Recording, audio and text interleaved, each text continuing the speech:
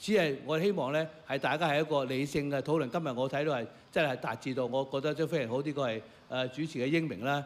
但我亦都認為咧係如果能夠係某個時間，就算係2020年咧，我公開講過嘅，大家同意咗係全部取消功能組別咧，我係同意係一刀切。當時都講過支持咧就唔好由加入減，我目的就係唔想有太多嘅爭拗。但係如果大家同意嘅話咧，係都冇問題嘅。唔該。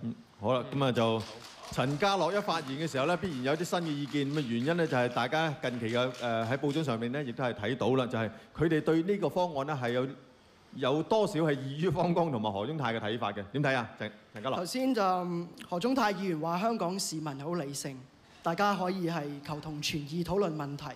既然係咁呢，將政制嘅決定權還翻俾大家，有乜嘢唔妥當嘅地方呢？嚟緊嘅5月16號係一個好重要嘅投票日子，今日係一個好特別嘅日子添。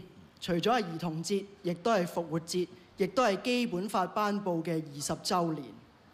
基本法草擬嘅時候，香港人冇參與嘅空間乜滯，只有被諮詢、被知會。但係今次嚟到呢個關鍵嘅時刻，喺2次人大否定07、08雙普選以及2012雙普選嘅時候，我哋覺得係需要俾市民一個機會，清楚咁表達咧佢哋對於功能組別嘅全廢嘅問題。方剛議員，對唔住，頭先你話有個特別嘅作用嘅係咪功能組別？方剛議員其實喺天主教監察立法會議員嘅考勤報告裏邊咧，功能組別嘅議員，不論喺佢嘅動議修正案、發言次數，同埋咧更加重要嘅就係佢質詢次數方面咧，都係比直選議員差嘅。呢個係一個客觀嘅事實嘅陳述。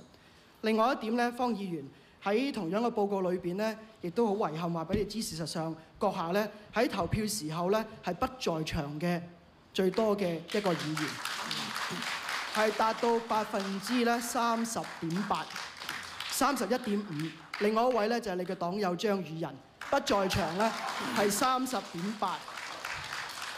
一個缺席唔投票嘅議員，又點樣可以聲稱代表界別利益去參與公職呢？我哋係納稅人，納稅希望咧議員有所表現，唔係希望議員咧票少少扮代表。你可唔可以就住呢個方案嘅內容表達下你個組織嘅睇法咧？好簡單嚟講咧，如果你話要最終廢除功能組別，我覺得唔需要等太耐嘅，越快就越好。盡快咧係實現雙普選同埋廢除功能組別。如果冇一個清楚嘅承諾，我哋見到嘅就係話，不論中央或者係我哋香港裏邊嘅一啲保皇派咧，正在努力嘗試咧係扭曲普選嘅定義。普選咧係一人一票，平等而普及。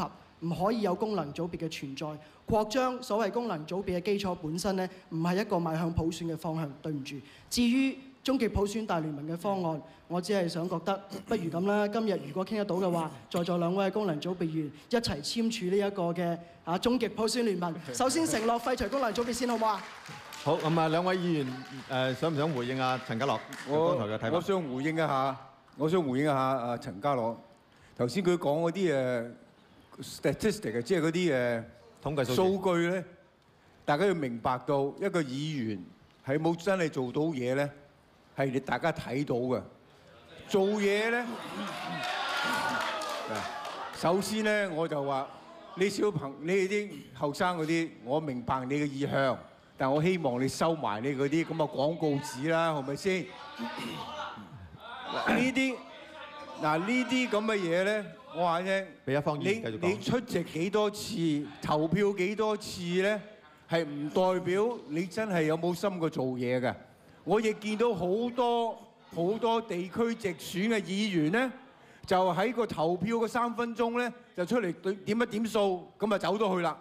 咁呢啲算唔算係有做嘢咧？咁好，大家都有睇到啊！呢啲何中泰，我功能組別咧，其實任何嘅改變好啦。一定係要根據基本法，一定係根據人大常委決定，同埋一定要係照顧到均衡參與喺呢個3個條件。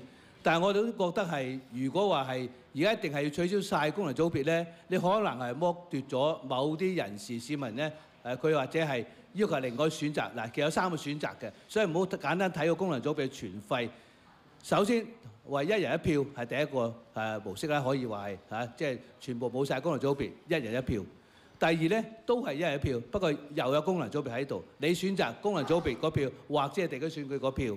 第三，你可以一人兩票，又有功能組別，又有係直選嗰票，咁呢個都係公平同埋非常之平等係普及嘅，亦都達到嗰個嘅要求同原則。所以大家唔好話一定係冇晒功能組別唔一定係好，因為功能組別咧，大家睇到過去嗰段歷史85年開始到而家咧，好多時審議政府嘅建議、審議政府嘅草案，因為而家係行政主導。如果我哋冇啲各類嘅專業喺議會度咧，政府拎出嚟嗰啲嘅建議或者係詳細嘅嗰啲嘅決議案啊，或者係嗰啲方案咧，你又冇話只係詳細去討論批評政府、監督政府，仲有啱與唔啱。所以呢個係有佢功能喺度，唔係話一定要保留翻佢先至係達到得到。我當然同意啦。但係如果保留都係有功能組別咧，你唔可以話功能組別一定係喺抹黑到佢預算係唔值得呢個一錢不值。我覺得呢個係亦都係唔好公道。事實上咧，好多泛民亦都係佔咗功能組別嘅位，而家4個位都係泛民嘅議員嘅，我都尊重佢哋，都係好勤力嘅。即係彼此尊重咧係非常重要。